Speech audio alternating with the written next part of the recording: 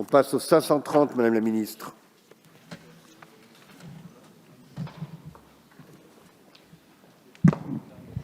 Le présent amendement ouvre la possibilité d'expérimenter de nouvelles modalités de réponse aux besoins des populations des communes isolées pour lesquelles l'accès à une officine est difficilement ou non satisfaisante. Le maillage actuel des officines est globalement satisfaisant, pour autant des difficultés résiduelles peuvent apparaître dans les communes isolées ou très peu peuplées, pour lesquelles les textes en vigueur ne permettent pas l'ouverture d'une officine du fait d'un seuil de population inférieur à 2500 habitants.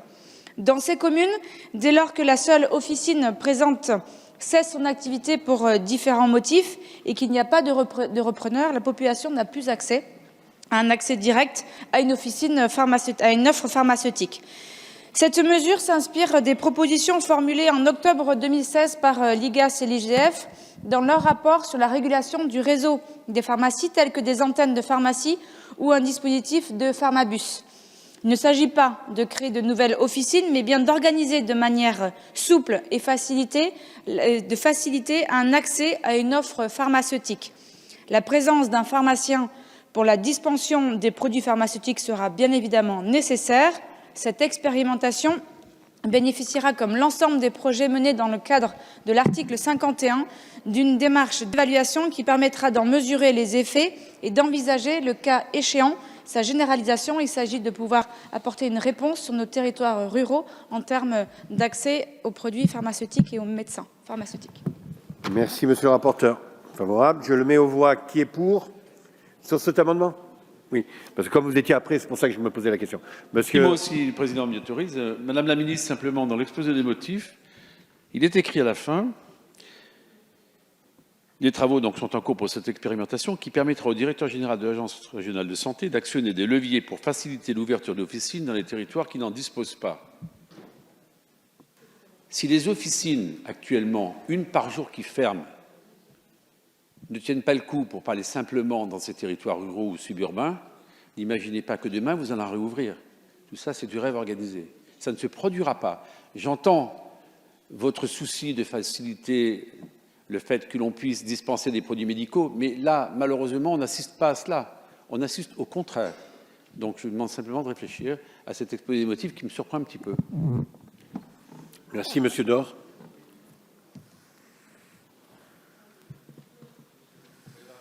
Oui, merci, Monsieur le Président. Moi, je doute aussi qu'on puisse réouvrir les pharmacies d'officine dans les endroits où il n'y en a pas aujourd'hui et où ce sont le problème, c'est le problème concerné par cet article, c'est le maillage territorial où des populations n'ont pas la possibilité d'aller à la pharmacie de la commune voisine et d'avoir des distances.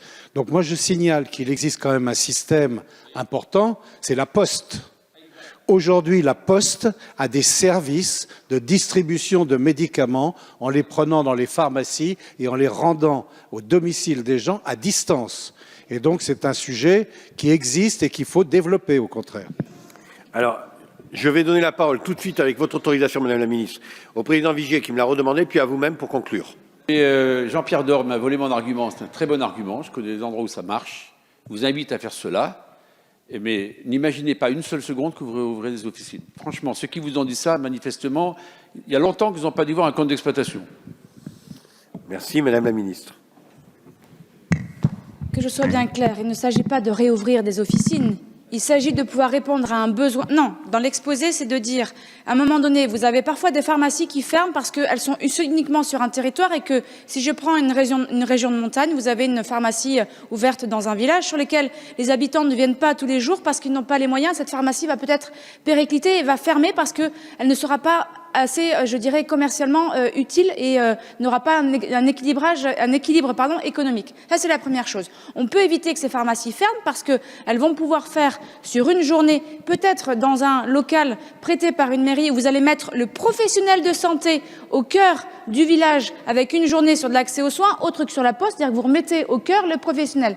préciser qu'il s'agit d'une expérimentation qui a été proposée lors d'un rapport IGAS-IGF pour justement apporter une réponse sur ces communes rurales qui n'ont pas accès ou qui n'ont plus accès à des officines, qui n'ont plus accès ou pas accès à des pharmaciens. Une expérimentation qui sera encadrée par les ARS en fonction des besoins des territoires, au même titre qu'on expérimente autre chose. On expérimente la mise en application et la mise, je dirais, de proximité d'un médecin, d'un professionnel de médecin, d'un professionnel pharmaceutique et que cet engagement et cette expérimentation a été validée par l'Ordre des pharmaciens.